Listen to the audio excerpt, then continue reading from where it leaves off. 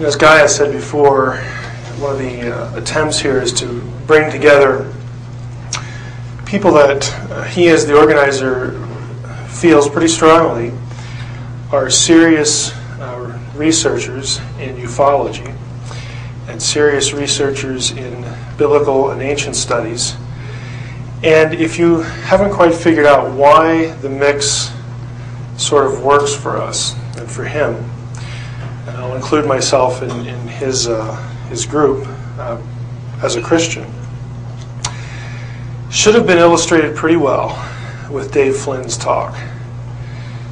The reason we think that what is happening to people as they bear witness to things that happen in their lives that are very strange, the reason we attach reality to it, specifically view it as a spiritual reality and a spiritual force, which is not a denial of the physical, the reason we are interested and the reason that we think it's real and worth investigating is because, quite frankly, and I'm hoping that you could tell this from Dave's talk, the ancient texts, specifically the Bible, have had this pegged for a really long time.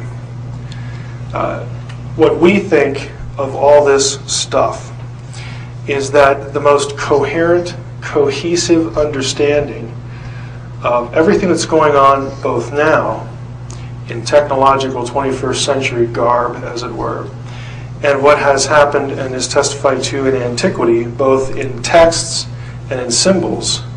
The only thing that makes all of that cohere together, or the thing that makes it cohere together the best, we think, is the Judeo-Christian worldview. We're very free to go beyond the Bible. You've heard Enoch quoted here a lot, and I'll introduce you to some other texts in this session. But we think that there is a reason why it coheres, and that is because it is ultimately a spiritual phenomenon that can take very literal, very physical, very real form. And we think that it just makes good sense. It provides some coherence if you can sort of read between the lines in some places and understand the symbology. And ultimately, if you believe in something called a non-physical reality. Now, I realize some of you have come here, and you are essentially, in my mind, a conundrum. On the one hand, there are those who come here that are total materialists, total naturalists. You don't believe in a spiritual reality. And yet you're willing to entertain this thing that people refer to as the alien phenomenon. And yet you resist looking at the alien phenomenon through spiritual eyes. You want these beings to be physical, natural, material beings from another planet. And what we're asking you is to entertain the possibility that, yes, the phenomenon is real, but why don't you try on for size the non-physical reality position? And you don't have to commit to any faith. John Keel, Jacques Vallée, they were there long before we did this conference. They have no spiritual commitments at all. And that is where they went to. Two of the pioneers in ufology concluded that the best explanation was a non-physical, at its heart, reality, and not interplanetary in that sense. So we're taking their work as credible ufologists, we're looking at ancient texts and motifs and wedding the two. And we find that it coheres fairly well. Now, what we're going to do today, and I believe I can keep this to an hour, is go through Genesis 6, make a few observations. There will be a portion of this that we dealt with the Zechariah Sitchin overview of the night before, but not too much of it. And I tried to cut some of the slides out of it as well. But the immediate topic is, as you read here on the screen, Genesis 6 and bloodline hybridization, sons of God, daughters of men, and the Nephilim. What the goal is today is to help you get a little familiarity. If you've never been exposed to Genesis 6, if you have, to start thinking about some of the questions that the passage raises, and there are a lot of them. I looked at this passage a lot and I still have questions. There are just some things that I wish were clear, and I will be honest with you and tell you what I think I can say with a fair degree of certainty and what I can't. So here's the passage. When humankind, in Hebrew it's ha'adam, Adam is the same word for the proper noun, proper name, Adam, and humankind, same word. When humankind began to multiply on the face of the ground or face of the earth, the daughters were born to them. So the human offspring in this passage are referred to as the daughters. The sons of God, Bnei Ha-Elohim, saw that the daughters of humankind, Banot Ha-Adam, were fair, and they took wives for themselves of all that they chose. And the Lord said, My spirit shall not abide in or with, you can translate the preposition either way, humanity, Ba-Adam, forever, for their flesh, and their days shall be 120 years. It's a limitation of lifespan, is what the verse 3 is talking about. The Nephilim were on the earth in those days, and also afterward, when the sons of God, Bnei Ha-Elohim, went into the daughters of humankind, again, the same term, Banot Ha-Adam, who bore children to them. These were the heroes that were of old, the warriors of renown. This is the classic biblical text relating to, again, the union of heaven and earth, as Dave put so well. My approach today is to ask some questions and to entertain some possible answers to them. Is there a relationship between this incident in Genesis 3, the serpent incident that Dave just alluded to? Were the sons of God the daughters of humanity, or daughters of men? Who were they, and what was the nature of their relationships? Is there a relationship between the sending of the great flood and these unions? Dave has already played our hand here. We think yes. Who were the Nephilim, and are they distinct from the sons of God? Does the word Nephilim mean giants? Did ancient people of the biblical world really believe in hybridized offspring? In other words, did they take the Genesis 6 story literally?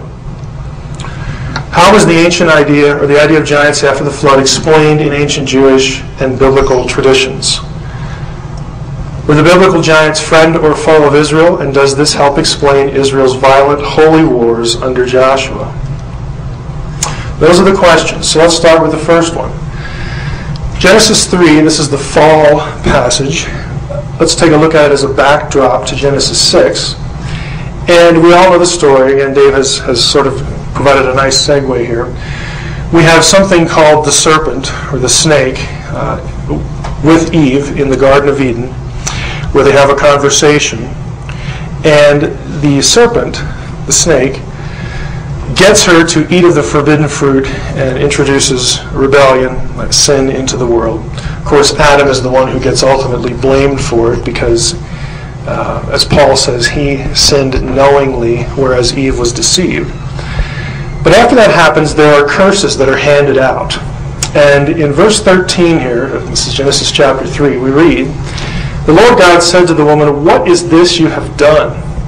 The woman replied, The serpent, the Hebrew is Hanakash, the H with a dot under it is the technically proper Hebrew transliteration right here.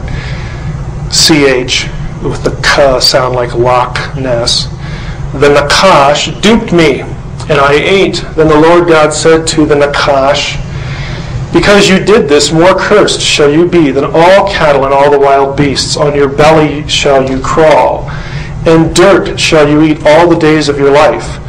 I will put enmity, which just means hatred or some adversarial relationship, between you and the woman, and between your offspring, literally it says your seed, and her offspring, again, literally seed.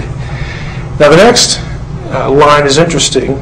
It's a third masculine singular verb, and you can translate it, he will strike at your head, or you can say, it will strike at your head. And you shall strike at his or its heel. And the reason I do this is because some of you in the room will probably disagree on whether this verse points to a messianic prophecy, he meaning the ultimate seed, Jesus, versus the serpent. That's quite possible. Some Christians don't take this verse that way, but I'm not going to deal with that at all, but I thought I'd be fair to both views here. I have this, of course, in a different color because I want to highlight this idea of seed, and I want to talk about the Nakash a little bit here. If you come to the session where we talk about watchers and serpentine beings, we'll get into some more details about the nature of the curses and whatnot.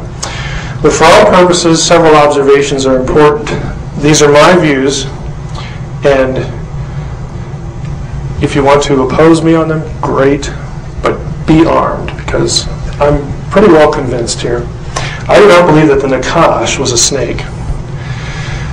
The seed of the Nakash, I don't think, is Satan. The seed of the Nakash is not Satan, because the Nakash is Satan in later biblical tradition. In the Old Testament, the link between the Nakash, the serpent, and what we would know later as the devil is not actually made. You don't actually have that connection in the Old Testament. You do in the New and in intertestamental Jewish literature. The seed of the Nakash, I'm going to argue, is best understood as plural or collective in its immediate, that is Genesis, context, although the New Testament later particularizes the seed of the woman who would ultimately punish the Nakash as one person, namely Christ. However, the New Testament also pluralizes the seed as well. Let's start in with Nakash here and elaborate on each of those and explain them a little better. What does Nakash mean? It's a very common root, 3 letters in Hebrew, the N, actually the Nun, the Chet, and the Shin, Nakash, which functions as 3 things: a noun, a verb, or an adjective in the Hebrew Bible. Now the question is here, how should we understand it? Because if it's a noun, it has one meaning. If it's a verb, it has a different meaning. And an adjective is actually a third meaning. So if we're looking here, if we take Nakash in its normal noun meaning, the word would mean serpent. Entirely possible. But I've already told you I don't think that's what it is. If you take it as its verb meaning, the verb Nakash means to deceive or to divine. That means the practice of divination. Don't need to elaborate on that. So if you take it in its verbal sense, you would translate this as the deceiver or the diviner. Yeah, that can work, of course. If you take it as the normal adjective meaning, Nakash is something that shines. It's a shiny thing. And you could translate this term as the shining one. Now that's going to become important later on. I won't elaborate on it in here. But there are 2 other passages, namely Ezekiel,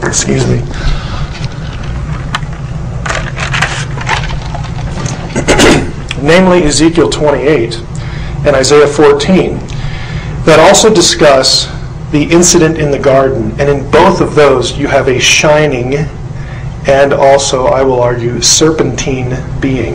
I think actually all 3 meanings are at play. This is a triple entendre, essentially.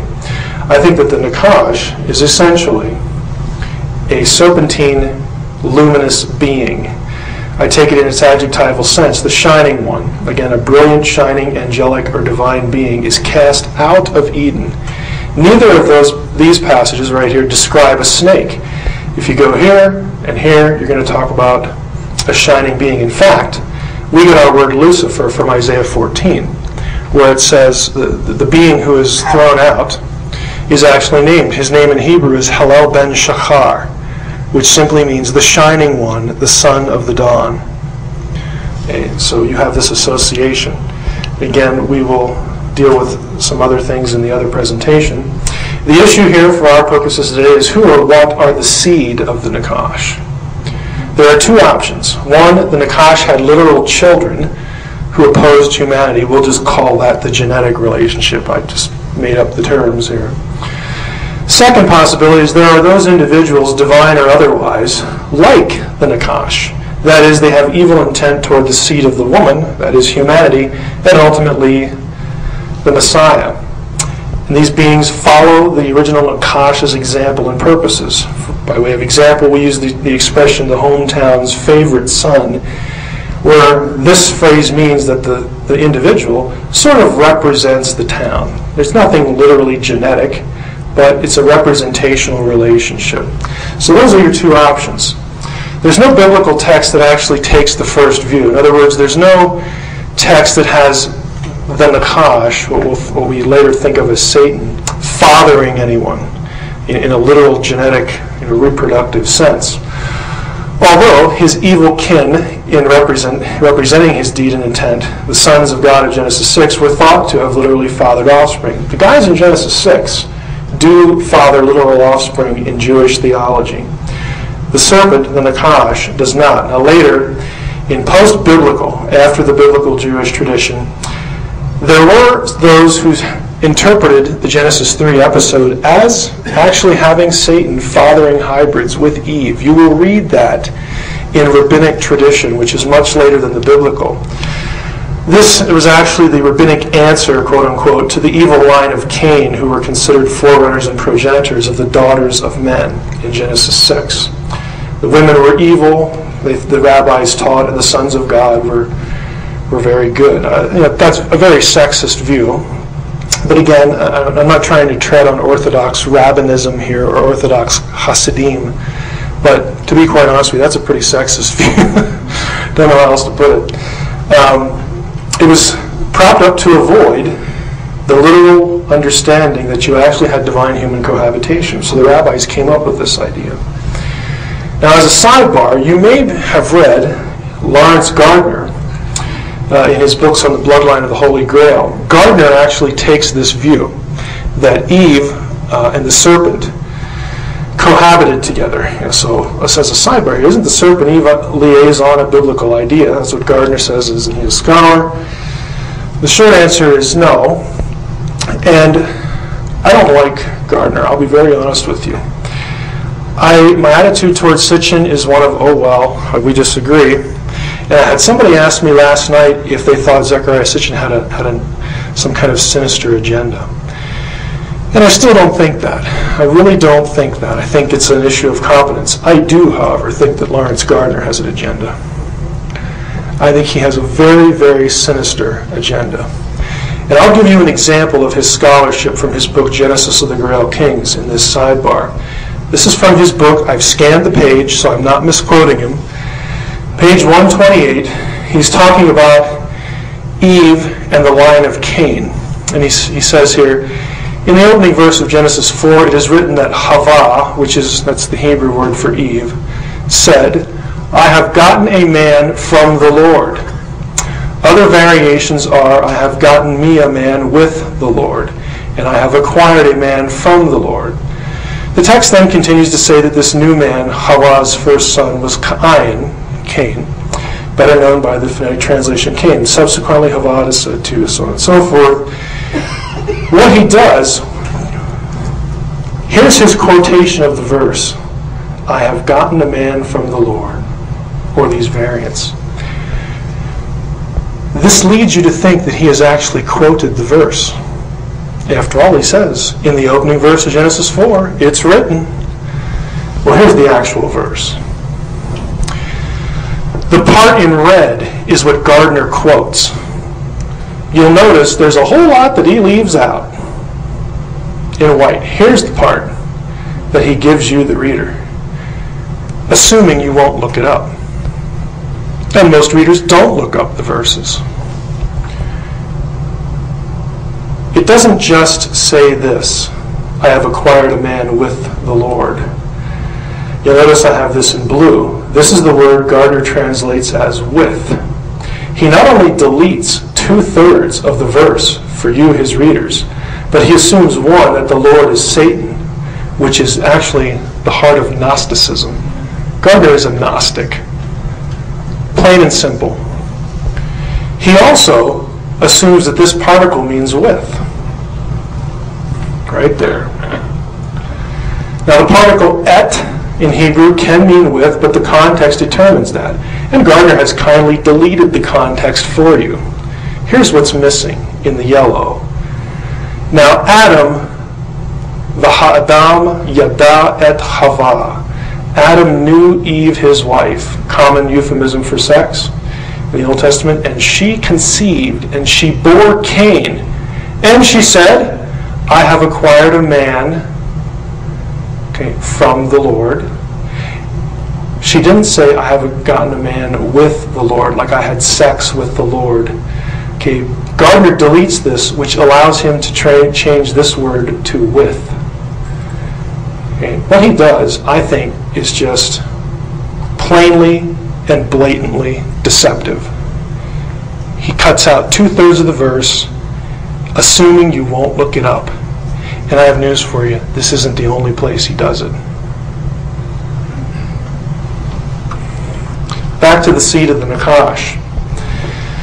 I think that there's biblical precedent that the seed of the Nakash is any being, divine or human, who acts in agreement with the Nakash's purposes. The hatred of humanity, specifically the bloodline that would lead to the Messiah. A couple examples. The phrase is actually used in the Old Testament, Isaiah 14:29. Rejoice not, all Philistia, because the staff of him that beat you is broken.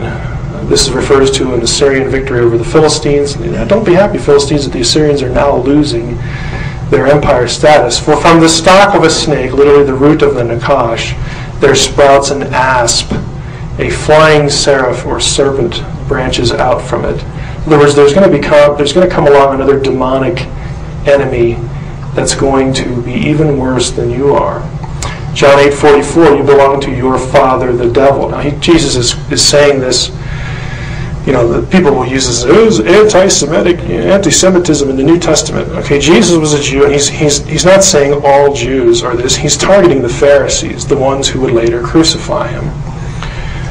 This is you got to read it in context. Matthew 3:7, when he saw many of the Pharisees and Sadducees coming to where he was baptizing, he said to them, you brood of vipers.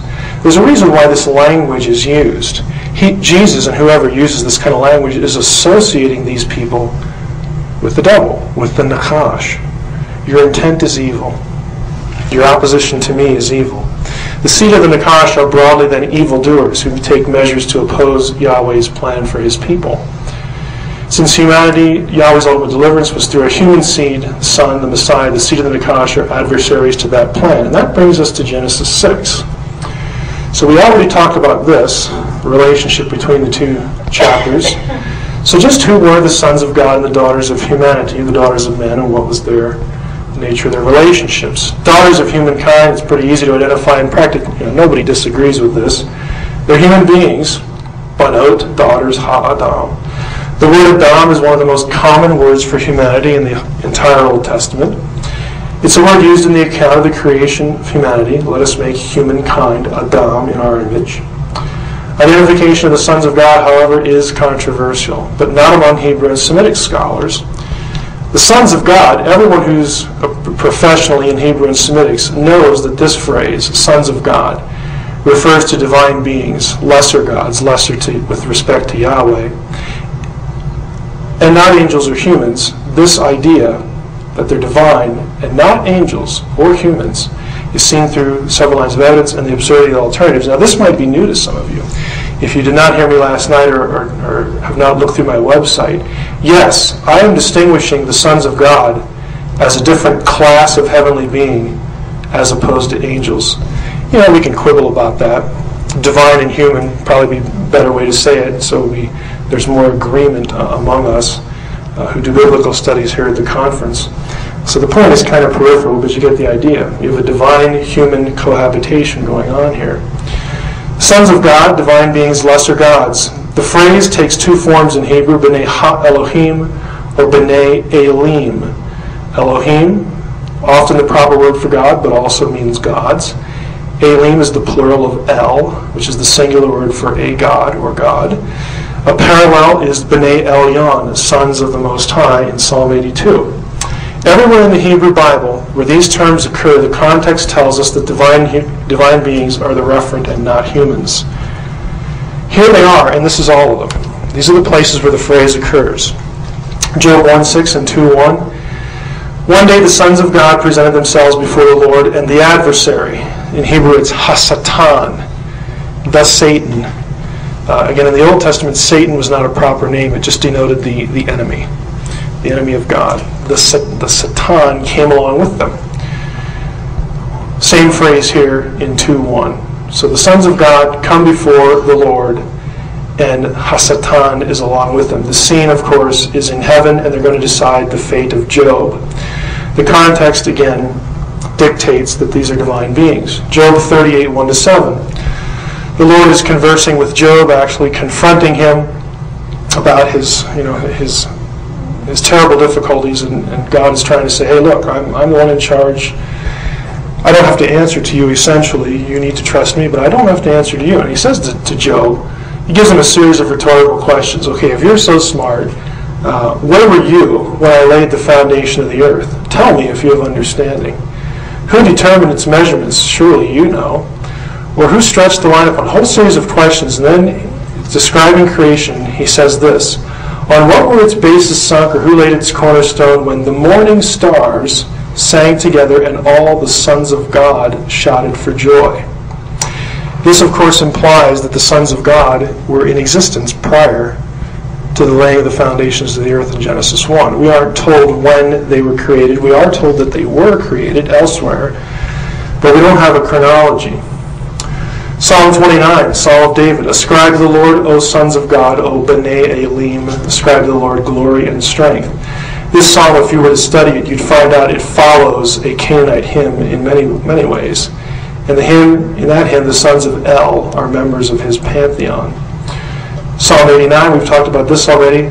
For who in the skies can equal the Lord? Who can compare with the Lord among the sons of God? The B'nai Elim, a God greatly dreaded in the council of the holy ones. Besod Kadoshim. So the context is, again, something heavenly, non-earthly. Our classic verse, God, Elohim, stands in the divine assembly. Among the divine beings, among the Elohim, he pronounces judgment. The second one has to be plural because of the grammar.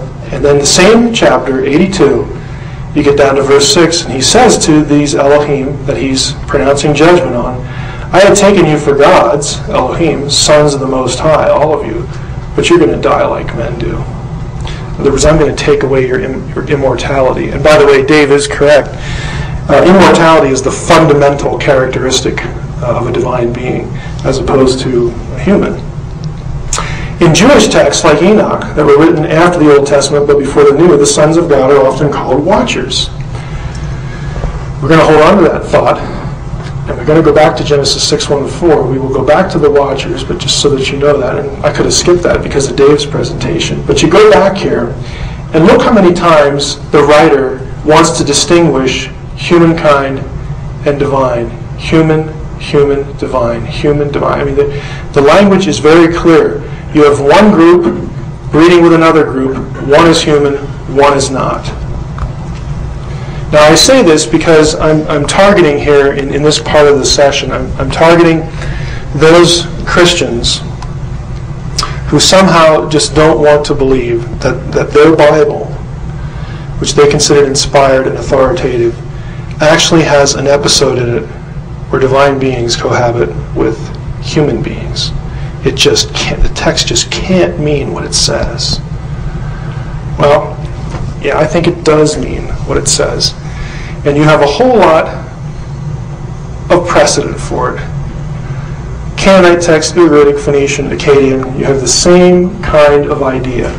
To argue that the sons of God in the Hebrew Bible are not divine means you must do the following. You have to ignore the use of the phrase everywhere else in the Bible. You have to argue that the sons of the Most High are humans, which is hard to do since verses 6 and 7 call them Elohim and then they get sentenced to death like men. You realize you're going to die like men? You human beings, I sentence you to death to die like human beings. I mean, does that make any sense? It doesn't make any sense, but if you're divine, and if your sovereign says to you, you used to be in this realm, immortal, no longer, then it means something. You have to ignore all the comparative Semitic data on the subject. The two other views, most common, there are other variations, are the Sethite view. It says the sons of God are the offspring of Seth, Adam's son. Dominant Christian view since Augustine. And the royal view, sons of God are dynastic rulers. This is what the rabbis usually favored. Now, all the other views ignore the data we've talked about because they just find this idea offensive. But this is how all Christian and Jewish interpreters took the story up until the 3rd century, the late 3rd century AD, just prior to the time of Augustine. In fact, the only one other than before Augustine who takes a non-literal view of Genesis 6 is Julius Africanus. Very almost contemporary, they overlapped a little bit with Augustine, but Augustine was the big guy. Sidebar, the Sethite view again says the sons of God are godly male from the line of Seth. The daughters of women are ungodly. Again, I think this is a little sexist. Aside from neglecting the evidence noted already, you have to cope with this. The Sethites are never identified as sons of God in the entire Old Testament. The view requires giving the Hebrew word Adam in verses 1 and 2 two entirely different meanings. You'd have to read it like this. When humankind, Adam, began to multiply on the face of the ground, daughters were born to them. The sons of God saw that the daughters of Seth, right, were fair, or the daughters of Cain it should be. But note Adam, you have to translate Adam as something other than humankind. It also forces its adherents to argue this way: that being of a particular lineage gave a person favor with God. Think about that. That's fairly offensive. That the only faithful people at the time were males from this line. The females, of course, weren't going to go to heaven. That the Sethites produced giant offspring. How could a human-human relationship produce giants? Doesn't make any sense. And despite the fact that all the names given in the Canaanite genealogies in Genesis 5 are found in the Sethite genealogy, the same chapter, the lines are different. This is a significant point. The genealogies overlap, so the lines are not different. You have to cope with that. And you also have to say that Peter and Jude, again, if you're a Christian who takes this Sethite view, you also have to believe that two New Testament writers got it wrong. So you have an error in your New Testament. For if God did not spare the angels when they sinned, but cast them into Tartarus. This is what the Greek text says. Tartarus is the place that the watchers, actually in the Greek secular version, it's the Titans, watchers, Jewish, Greek interplay there. This is the place they were sentenced. They were sent to and imprisoned, the Titans were, after they went down to earth and cohabited with human women in the secular Greek text. If he didn't spare the angels when they sinned, but cast them into Tartarus and committed them to chains of deepest darkness to be kept until the judgment, and if he did not spare the ancient world, even though he saved Noah. So this contextualizes this, a herald of righteousness with 7 others, when he brought a flood in the world of the ungodly. If God didn't spare them, then he goes on to say, why do you think you're going to get off the hook? Jude 6. The angels who did not keep their own place but left their proper dwelling, he has kept in eternal chains and deepest darkness. Sounds just like Peter. For the judgment of the great day. Likewise Sodom and Gomorrah and the surrounding cities, which in the same manner as them indulged in sexual immorality and pursued unnatural lusts, serve as an example by undergoing a punishment of eternal fire. Now here's the question. This word, in the same manner as them, does them refer back to the cities, Sodom and Gomorrah, or does it refer back to the angels? It's an important question, because if it refers back to the angels, he's linking the angelic sin to a sexual sin, and that is Genesis 6. He's taking a very literal view. Now guess what the grammar tells us? Grammar tells us the answer is the angels due to the gender and number agreement. If you've ever had a foreign language, you know that pronouns need to agree in gender, number, and case with their antecedent. Tutois is a masculine plural, and angels is masculine plural. Cities, Sodom and Gomorrah and the surrounding cities, is a grammatical feminine. They do not agree grammatically. So that tells you. So the rest of the question we're dealing with, what was the nature of their relationship? Well, it's obviously sexual, but there's more to it than that. This phrase, sons of God saw the daughters of humankind and they took wives. The word is lakak in Hebrew. It's not correct to argue that this language refers to forcible rape or relationships. And I'm going to use that truth to go in a certain direction here, so pay attention to this. The same phrasing, to take a wife, to lakak a wife, used elsewhere in the Old Testament of proper, respectable marriage, whether taking a wife for yourself or choosing one for someone else. They lived in a patriarchal culture where they would choose mates for their children. It's a respectable relationship. It is not forcible rape. It's consensual. Store that away. It's also likely, beside the consensual aspect, that the text conveys the idea that they were also ongoing before and after the flood. Genesis 6:4 says, the Nephilim were on the earth in those days and also afterward, when the sons of God went into the daughters of humankind who bore children to them. This phrase, also afterward, referring to after the flood. The Hebrew verbs describing how the sons of God went in to to the human wives, again another common sexual euphemism in biblical language, is in the imperfect form, which denotes uncompleted, ongoing action. A grammar would call it the frequentative use. The ensuing verb, how the women bore children as a result, is in a construction known as narrative sequence, meaning it carries the same action as the preceding verb. Why do I point this out? Because what this points to, there's an old question we're going to cover. How do you get giants after the flood? There are a variety of views for that. I'm going to suggest, we're going to go through the options, but I'm going to suggest to you that the grammar indicates that the reason you have giants after the flood is because the activity that created giants started again. The flood did not put it to a stop. The flood might have wiped out the product, the offspring, the Nephilim, but it didn't wipe out the sons of God, because they were created when Nephilim died. Enoch calls them watchers. I said last night they're like second generation watchers, and pardon the pun, like father, like son. You have the possibility of ongoing incidents. So we talked about chapters 3 and 6. We talked about the sons of God, the daughters of men. Is there a relationship between the sending of the great flood and these unions? Of course, I'm going to answer yes, and be consistent with Dave and other things I've said before.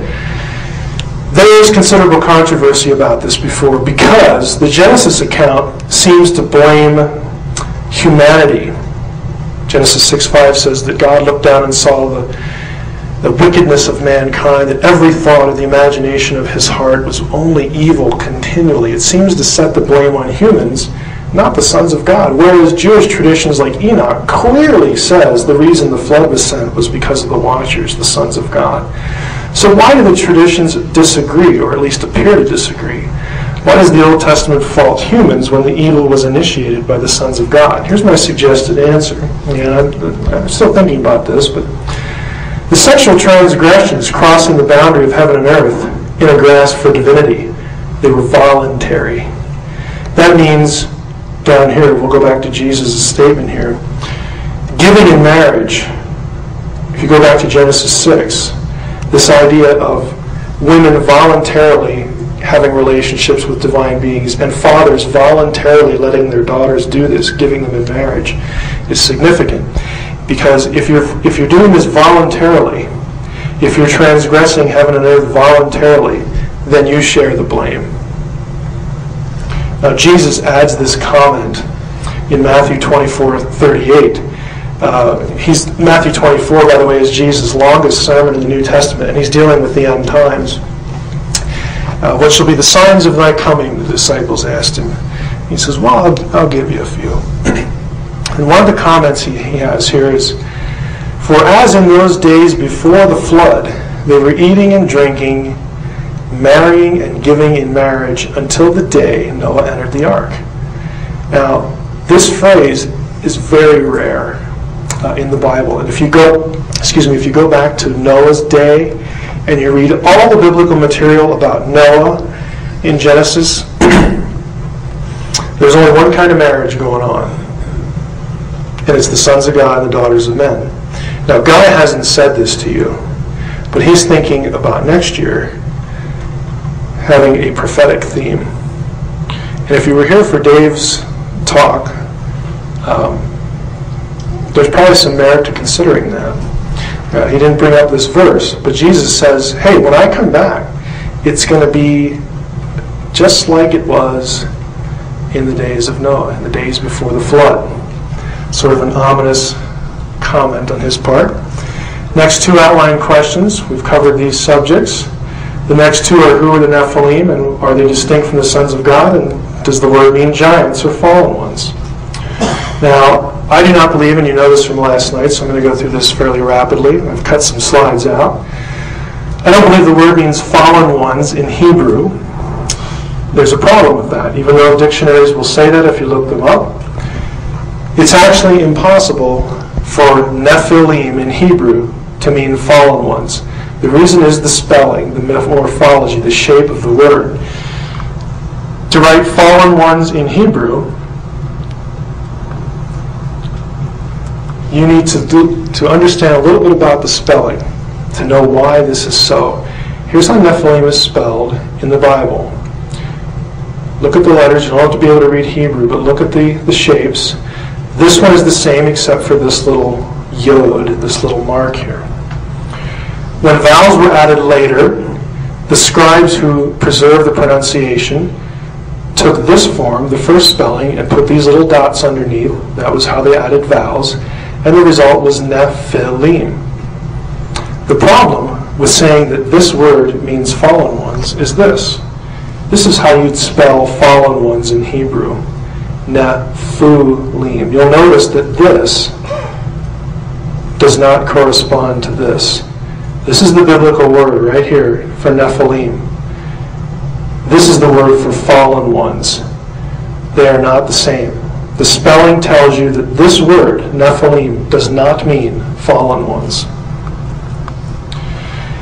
If someone were to argue, well, and this is common in the church, to get away from a literal interpretation, and by the way, one of the audience asked me on the first day about a comment I made about the church that I actually mentioned on Coast to Coast. And it's not that I was in a bad mood, I really mean this. I think that the people who you would think on the surface are the most interested, or should be the most interested in the supernatural, seem to be the least, because the church seems to have strip mined the supernatural out of the Bible. And I don't use the word strip mine lightly. I think that is the case. It's called demythologizing things. And one of the best ways to do this, if you're interested in demythologizing the Bible, is to say, well, Nephilim means those who fall down or fall upon an enemy like a warrior. That doesn't work either. Because if in Hebrew you wanted to say that, you'd spell it this way. No-phalim. The pointing here, the dots, is different. How do we know, though, that this pointing is correct, that it preserves the original ancient spelling and ancient pronunciation? It's proven by this.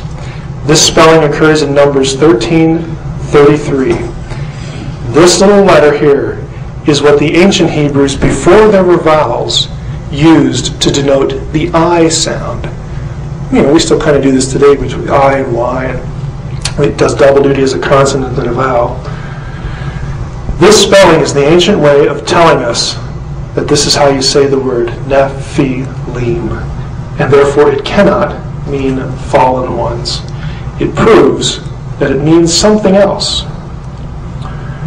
I think the best possibility, there's one other. What you need is you need a root word that has the middle I letter as the base of Nephilim. That's the only way you can account for the form. In Aramaic, there is such a word.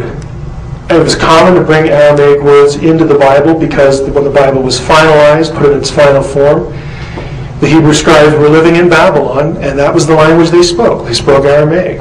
The Hebrew authors even borrowed the way they shaped the letters from Aramaic in Babylon. This word is Nephilah, and it means giant. Just what, frankly, we would expect. Sidebar, can the Nephilim be equated with the biblical sons of God? The answer is no, and that question takes us to the next major issue. Did ancient people of the biblical world really believe this? Did they really take this literally? Prior to the end of the 2nd century, again, all Jewish and Christian texts and commentaries that refer to the passage take it literally, that you have the offspring as giants. They are a hybrid union of divine-human cohabitation. It is all literal. That means that the sons of God are not the Nephilim. They're separate groups. We've seen how the language distinguishes, the context contrasts divine and human. The text very clearly tells us that the Nephilim were not divine. They were called mighty men of renown. This phrase is Gibborim. It's used of regular human men elsewhere in the Old Testament. And if they're not divine beings, if the Nephilim aren't divine, then they are not the sons of God by definition. The wider biblical context shows that the Nephilim were considered to be people, humans. In other words, not gods. Referring to the giant Arba, who was from the Anakim, a giant clan who were related to the Nephilim. Arba was the greatest man among the Anakim. Deuteronomy 2:9, the Amim were like the Anakim, the Anakites. They are counted as Rephaim. This is a giant clan in the Old Testament. A people, normal word for people, human beings in the Old Testament. Other ancient texts. We're going to limit this to Enoch for the most part. Enoch distinguishes them. You have the angels, the children of heaven, saw, lusted after the women, chose them wives. Again, they beget us children. They choose the women. The women have children. What kind of children did they have? Well, next chapter in Enoch. The angels from the last chapter, together with human women, took themselves wives. The wives became pregnant, and they bare great giants, clearly distinguishing the sons of heaven from the Nephilim. Same thing here. As for the women, they gave birth to giants.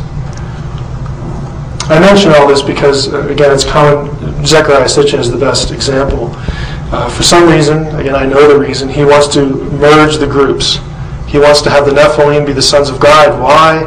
Because he wants Nephilim to mean those who came down from heaven, and he wants that because he wants them to be aliens. He wants them to be the Anunnaki aliens.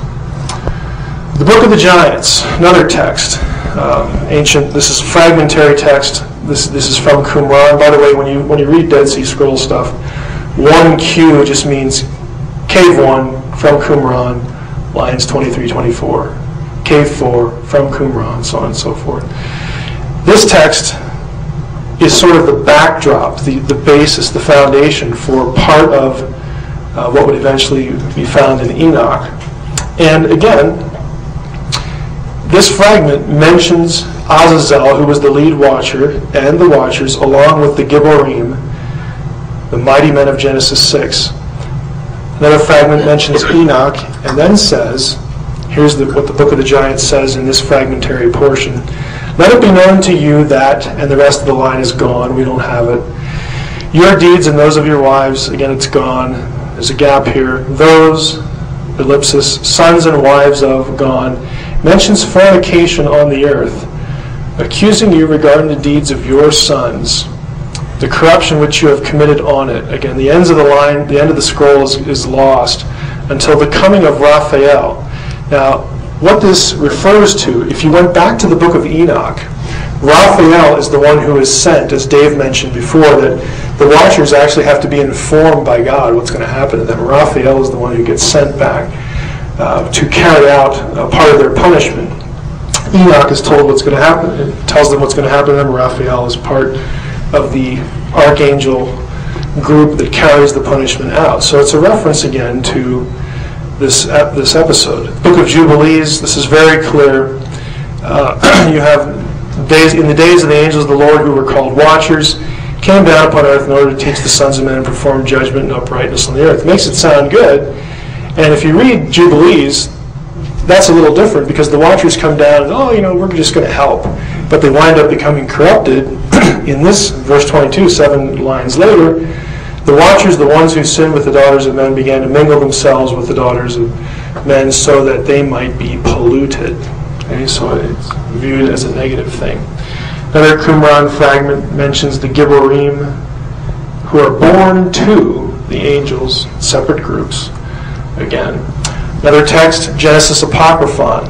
This is a Dead Sea Scroll text. It's sort of the rest of the story of the first 15 chapters of Genesis. The text reads, Behold, I considered in my heart that this conception was from the watchers and from the holy ones. Now with respect to the Nephilim, and the rest of the line's missing, so we don't know what was going to be said about the Nephilim. But again, they're the offspring. This is actually an interesting text. If you weren't here last night, I'll let you know what this is dealing with. This deals with a conversation between Lamech, who is the father of Noah, and his wife, Bathanosh, where he suspects that the child she's carrying, who's going to be Noah, is actually an offspring of the watchers. And he confronts her. He says, I want to know if that's my kid. And she says, well, you better believe it's your kid. And it's kind of funny. She asks, don't you remember the other night when... And he doesn't buy it. The funny thing is he doesn't buy it. And in the end of the text, I didn't show this last night, she gets frustrated with him. I mean, she's denying it left and right. And she says, okay, go and ask Enoch. He knows all about this stuff. like he's going to be able to prove it somehow. But it's kind of an interesting text again. They took it literally. They took the Genesis incident literally. Yeah, maybe he was. How is the idea of the giants after the flood explained in Jewish and biblical traditions? So we know they took it literally, and that presented sort of a problem with this line in Genesis about there being giants, Nephilim on the earth in those days and after. Those two little words just vexed people a lot. They were the mighty ones, the Gibborim from ancient times, the men of renown. Option one. Well, you could argue some giants must have just survived. As we'll see shortly, there are a number of references to giants in the Old Testament after the flood, especially during the wars of Joshua. Speculation that this explained it, that you just had giants survive, began, though, with references to this biblical character, Nimrod, in Genesis 10. Cush begat Nimrod, who was the first man of might. He was the first Gibbor on the earth. He was a mighty hunter, Gibbor Said, by the grace of the Lord, hence the saying, like Nimrod, a mighty hunter, by the grace of the Lord. The mainstays of his kingdom were Babylon, Erech, Akkad, and Calneh in the land of Shinar, or, of course, Sumer. Since Genesis 6:4 links the Nephilim and the Gibborim, and the Nephilim were giants, the text labels the giants Gibborim. So the assumption is that Nimrod, if he's a Gibbor, singular, this is the plural, Nimrod must have been a giant. And in fact, the Septuagint, which is a Greek translation done in the intertestamental period of the Hebrew Old Testament, the people who translated, I guess it's a singular person, whoever did Genesis, translated all three occurrences of Gibbor about Nimrod in that section, that Genesis 10 section. The translator used the word gigos, which means giant. So he thought that Nimrod was probably a giant. Now there's a problem. Nimrod was related to Noah. He is in Noah's genealogical line. So if you're going to have Nimrod be a giant, then here we're back to the old Genesis Apocrypha question. Well, was Noah a giant? Some rabbis taught that because of this question, how do we get giants after the flood? They taught that Noah was a giant. But there's a problem with that. The problem with Noah being a giant is that Genesis 6:9 says Noah was perfect in his generations. Jewish texts outside the Bible do not allow, though, Noah as a giant. There are other Jewish texts that just flatly deny that Noah could be a giant. We've already seen the Genesis Apocrypha where Lamech and his wife are arguing about whose kid is it, and that text plainly has his wife saying, no way. Okay, this is your kid, I have nothing to do with the Watchers. The book of Enoch denies that Noah is a giant. Gentile, non-Jewish writers, though, did preserve that tradition. They did favor that view, that Noah and Nimrod were giants. Alexander Polyhistor's book on the Jews, this is a book a Gentile was writing about Jewish people and Jewish tradition, implies that Noah was a giant, has the knowledge given by the angels and passed on by the giants. Again, Dave talked about the Watchers dispensing knowledge. He also viewed the knowledge as a good thing, contrary to the Jewish view. And here's a fundamental difference. I had a person in the audience ask me a couple hours ago about Gnosticism. One of the things, specifically about the Nag Hammadi texts, which are the basis for Gnosticism. On the one hand, while it's true that the Nag Hammadi texts and our texts are manuscripts of the New Testament, both date back to roughly the same time, 2nd, 3rd century. While that's true, there are two problems with saying that Gnosticism is the truth as opposed to New Testament Orthodox. Actually, there's a lot more problems with it, but I'll pick two. One is that portions of the New Testament are quoted by the Church Fathers before the 3rd century and before the 2nd century even. So the material can be argued as older, but I don't really like chronological arguments. The big one for me is that Judaism consistently believed and contended and included divine plurality. Now, I know that sounds strange. Judaism took a very literal view of this and specifically counted the knowledge given by the Watchers as evil, specifically said the Nephilim were evil. The only people who said they were good guys were the non-Jews. In other words, Gnostic theology departs from the Jewish Christian stream of history. It is a departure. It is an aberration. It is, I would say, not an invention, but it is, I'll say this, it's watcher theology. It's pro-watcher theology. Okay, that is what Gnosticism is. That's my big problem with it. Next reference, Alexander was very anti-Egyptian, and for some reason he might have wanted to connect the knowledge of the Watchers with Babylon. And Alexander and other Jewish writers have Abraham as the recipients of Nimrod's knowledge. So the Gentile sources, and there aren't many of them, view it as a good thing. Now, back to Noah. If he can't be viewed as a giant in Jewish tradition, then there's no genetic link between the original sons of God and the Nephilim. It would seem that your only alternatives are these two. The flood wasn't global but localized. It wasn't universal. And so the giants did survive without respect to being related to Noah. Some of them were just missed. Although the biblical text seems pretty clear that only Noah and his immediate family survived, but you could argue this, and there were a number of Jews who did. You could also argue that the sons of God continued the genetic pollution of humanity. In other words, the recurring activity of the Watchers. You could argue for that. Again, there are obstacles with each alternative. The local flood view has been well articulated, but a truly global flood cannot be ruled out of the biblical text. And I mentioned last night that I do prefer a catastrophist model. I just think catastrophism explains a lot on a global scale. You could, though, cheat. You could have both a global and local flood event in simultaneity. How do you do that? Well, here's how you cheat. You could say, well, originally, the earth was Pangea, one landmass, so that the actual water doesn't necessarily have to cover the globe. It only covers part of the globe, but yet still part of the earth. And then the continents divide, continental drift.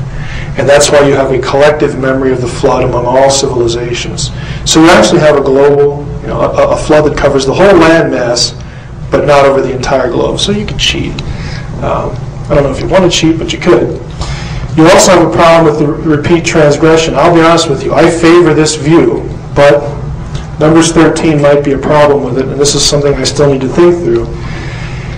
Very plainly says, we saw the Nephilim. Now watch this. Here's one spelling, right here, the middle letter. And here's the other one.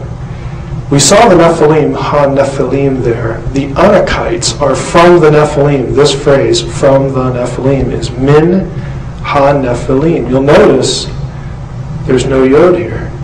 You have the same word spelled two different ways. I think the reason why this is done here is because this is the way it's spelled in Genesis 6. The writer wants to link these Nephilim after the flood with the ones before the flood.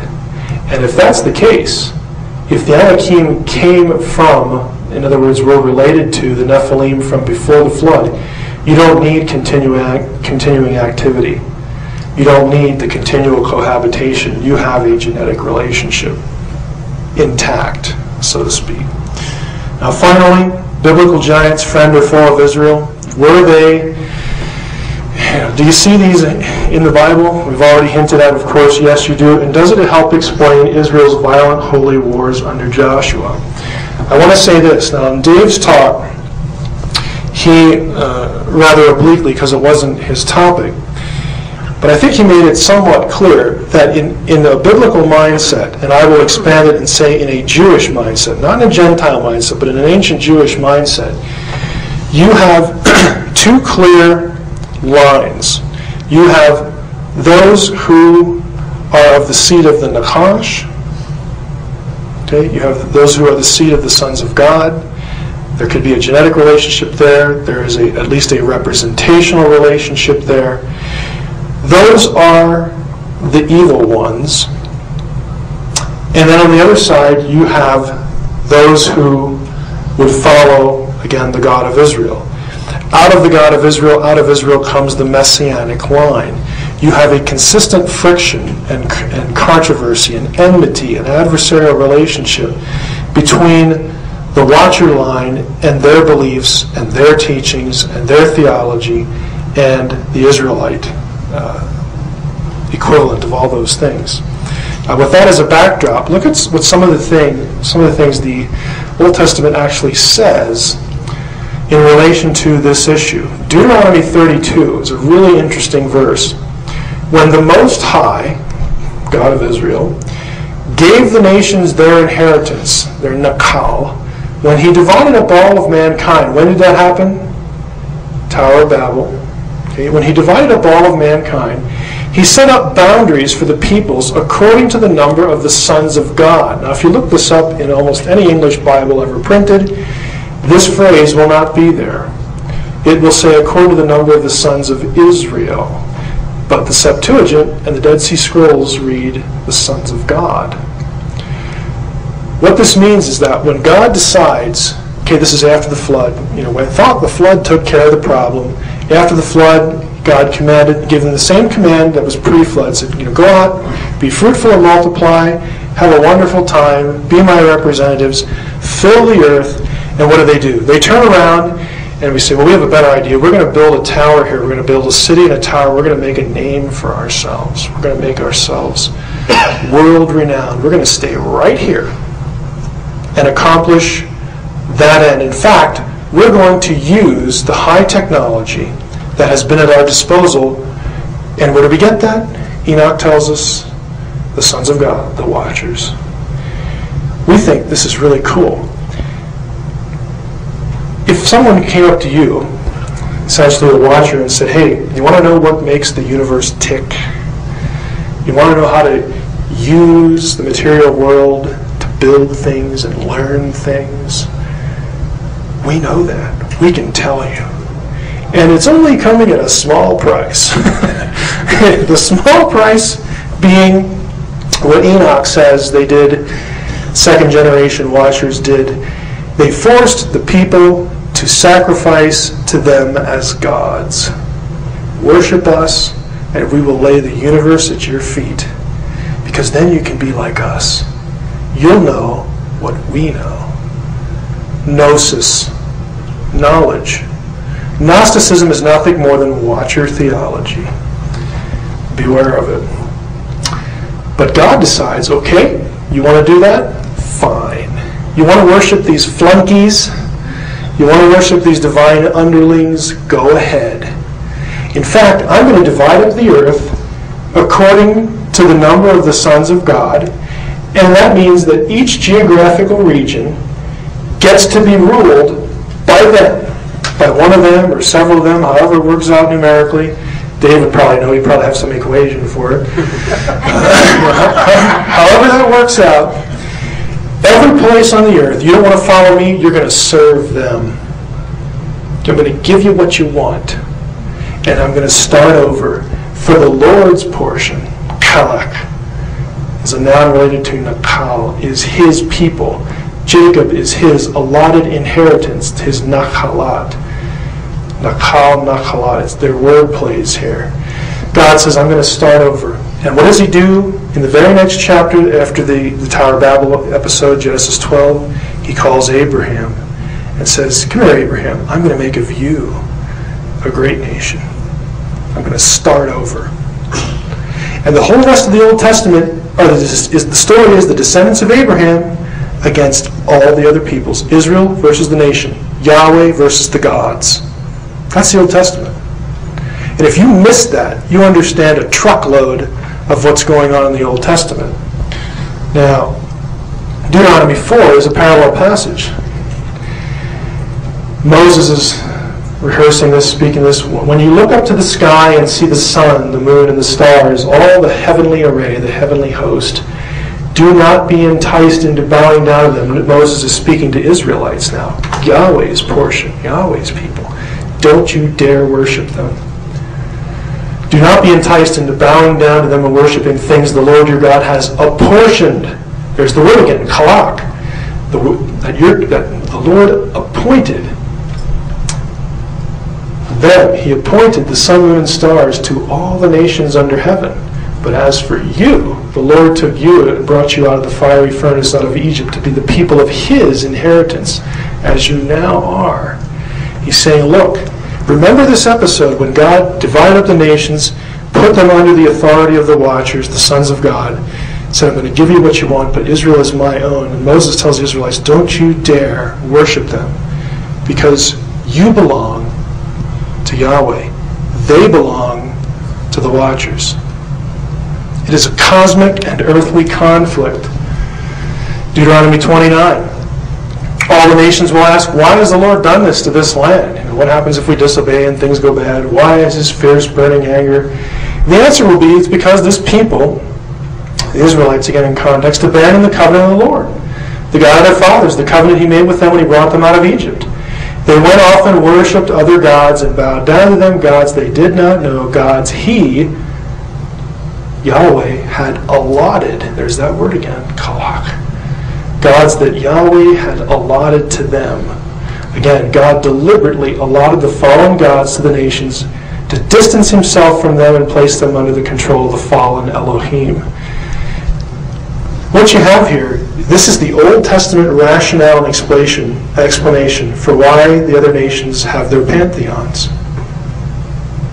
It's because God sentenced them to that status, that position. It was a punishment. You don't want to obey me? Fine. You want to worship these flunkies? Fine. We'll see how you like it. That's why the rest of the Old Testament is, if you want to be in right relationship to God, you have to go through Israel. That's why Israel is called a kingdom of priests. What does a priest do? They're intermediaries. They're mediators. You had to be in the nation. It's also why, just rabbit trailing a little bit here, there are some obscure references in the Old Testament to this idea of divine territoriality, that the nations are under the rule of territorial beings, the fallen gods of Genesis 6. The episode with Naaman and Elisha, you might be familiar with it. If you're not, there was a guy from Syria named Naaman. He had leprosy. He couldn't get healed from it, couldn't get cured. He has a little servant girl who was a slave brought over from the Israelites after some war. And she says, the little girl walks up to the king, the little servant says, well, if you got this problem, why don't you just go over to Israel and go talk to Elisha, he'll heal you. And he goes, well, okay, might as well try it. He goes over, and Elisha does heal him, and he wants to pay the prophet out of gratitude. Elisha won't take anything, and then he asks a question. It's so obscure. But he says, okay, if you won't take anything for payment, is it okay if I take some bags of dirt back with me to my country? Elisha says, okay, that'd be all right. And Naaman says, no, I'm doing this because when I have to go into the temple of my God, Ramon, I want to be able to spread the dirt on the ground, and so it'll be okay with Yahweh. He knows that in my heart I'm not really worshiping that God. I want to worship him. Why would he ask for dirt? Because it's holy ground. He wants to take dirt from Israel back to his country. This was their mentality. It's a turf war. The whole rest of the Old Testament. Abraham runs into giants. He runs into the Rephaim, the Zuzim, the Amim, the Horites. You'll find out later in verses, these are all giant clans. What's really interesting about this list, some of the terms, when God makes a covenant with Abraham, again, this is God's portion. He makes a covenant in Genesis 15, and he says, I'm going to give you, Israel, the descendants of Abraham, the Israelites, I'm going to give you the land that's now currently owned by these people, Kenites, Kenizzites, Cadmonites, all the ites of the Old Testament. And then there's this phrase, this word, Rephaim. What's really odd about this, you'll notice, again, you don't have to read Hebrew, but watch this. You see this little letter here, and this one, the ones in yellow? You notice how all the words end with that little yod? It's called in grammar the gentilic ending. These are people group names. This one does not end with that. People groups, God says, you're going to, in the future, disinherit certain people groups in the land. However, there's going to be one group that doesn't live in just one place. these guys. Rephaim refers to essentially a population not localized in one area. These are your enemies as well. Rephaim were the giants. Now if you look at the holy wars of Joshua, here's the land, the Holy Land. Joshua crosses the Jordan, goes to Jericho right here. It's a good military strategy. If you control the center, you can essentially cut off cooperation from the north and south end. So God specifically tells Joshua, you get this place first, then you go up north, you go south. Now what I want to show you is these places are going to have geographic names and certain cities.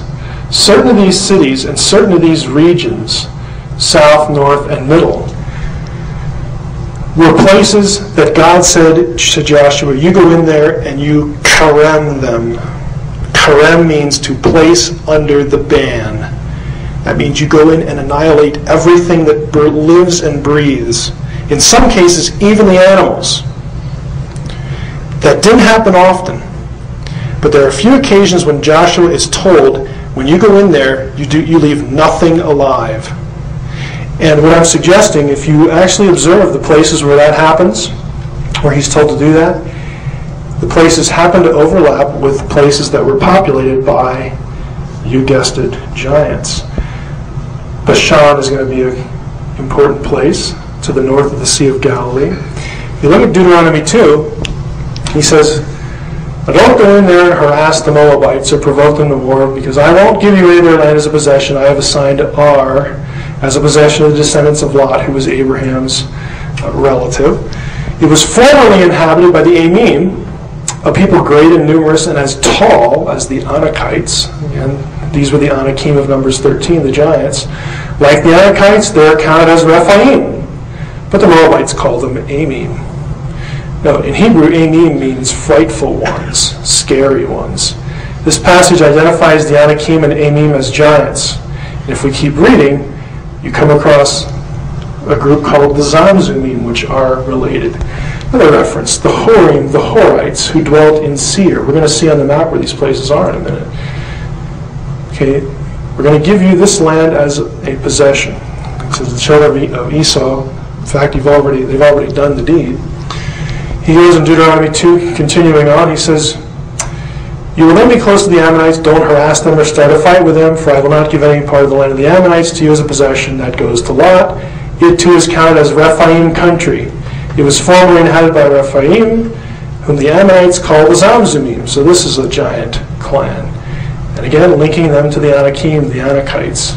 The Lord wiped them out so that the Ammonites dispossessed them and settled in their place, as he did for the descendants of Esau who lived in Seir.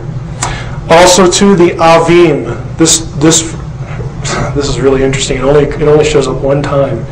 Avim in Hebrew means serpents. It could be serpent worshippers or serpentine something, but they're a clan. Possibly descendants of the serpent, descendants of the Nakash. There could be a linkage. Gaza is a Philistine city. Remember Goliath? Okay, he was a Philistine. The Caphtorim, oh, here we go with Dave's presentation again. The Caphtorim come from Crete. Continue on with Deuteronomy 2. Sihon, the Amorite, the king of Heshbon, is specifically targeted. They send messengers in, solicit for peace, and God's already told them it's not going to happen. You go in and wipe them out. The king of Heshbon refused to let us pass through because the Lord had stiffened his will and hardened his heart. God says, get up, begin the occupation, take possession of the land. Now, who were these people? Sihon and Og were kings over the same people, over the Amorites. Og lived in Bashan. Bashan is the larger geographical region for this place, Ashtaroth. We made our way up the road toward Bashan. The King Og of Bashan with all his men took the field against us at Edrei. Edrei and Ashtaroth are two cities mentioned in Ugaritic texts with this place, but Ugaritic spelled Bashan differently than the Hebrews did. Instead of B-S-H-N, Bashan, they spelled it B-T-H-N. The sh and the th sound in the dialects were the same, but the spellings were different. It's a dialectical difference. Guess what Bathan means in Ugaritic? Serpent. This is the place of the serpent. This was a scary place to the Israelites. And they're commanded, you go in there and you get the job done. Sihon, the king of the Amorites who lived in Heshbon, Og of Bashan, they go in and conquer them. Who was Og down here? Only King Og of Bashan was left of the remaining Rephaim. His bedstead, an iron bedstead, is now in Rabbah of the Ammonites. It is 9 cubits long and 4 cubits wide by the standard cubit. That is roughly 13 or 14 feet long. He is from the Rephaim. He was a descendant of the giants. Other places put to the Kerem, Joshua 10, where you have different people groups mentioned. The Perizzites, they go into the territory of the Perizzites and the Rephaim, which is located in the hill country of the Rephaim. Here we have a reference to Arba, the father of the Anakim. The place is Kiriath Arba, also called Hebron. That's a place that was put under the ban. They went up to the Negev and came to Hebron, where there lived Ahiman, Sheshai, and Talmai, the Anakim. The Anakim, part of the Nephilim. Joshua went in and wiped out the Anakim. There's Hebron, Davir, Anab, all these cities. Joshua proscribed them. He put them under the ban. One more example, David defeating the Philistines. The Philistines, at the famous David and Goliath confrontation, the Philistines came and spread out over the valley of the Rephaim. That was where they set their camp. That was their turf. Joshua 15:8. Then the boundary, what's this valley? What's the valley of the Rephaim? The boundary ascended into the valley, which is the Hebrew word Geh, of Beth Hinnom, the Geh of Beth Hinnom, along the southern flank of the Jebusites, that is Jerusalem. So it's very close to Jerusalem. The boundary then ran up the top of the hill which flanks the valley of Hinnom, Geh Hinnom, on the west, at the northern end of the valley of the Rephaim. And where is that? The Hinnom Valley is a deep, narrow ravine located in Jerusalem, running south from the Jaffa Gate, so on and so forth. The term comes from son of Hinnom, the Hinnom Valley. In Hebrew, it is the Gehinnom. When translated into Greek, it is Gehenna, from which the word and concept of hell originated. The point is that the valley of the Rephaim was essentially, to the Israelite, hell. This is where the descendants of the Nephilim, the descendants of the Nakash, the seed of the Nakash, live. And in the Old Testament, you have nothing more than a series of episodes. Once Yahweh's portion is redeemed from Egypt and told to go into the land, their first job is to go directly in confrontation with the seed of the Watchers. The Old Testament is a cosmic turf war. Okay, it's not just random, it's not just purposeless. There is a deliberate opposition between one line and another line. It goes all the way back to Genesis 6, it goes all the way back to Genesis 3.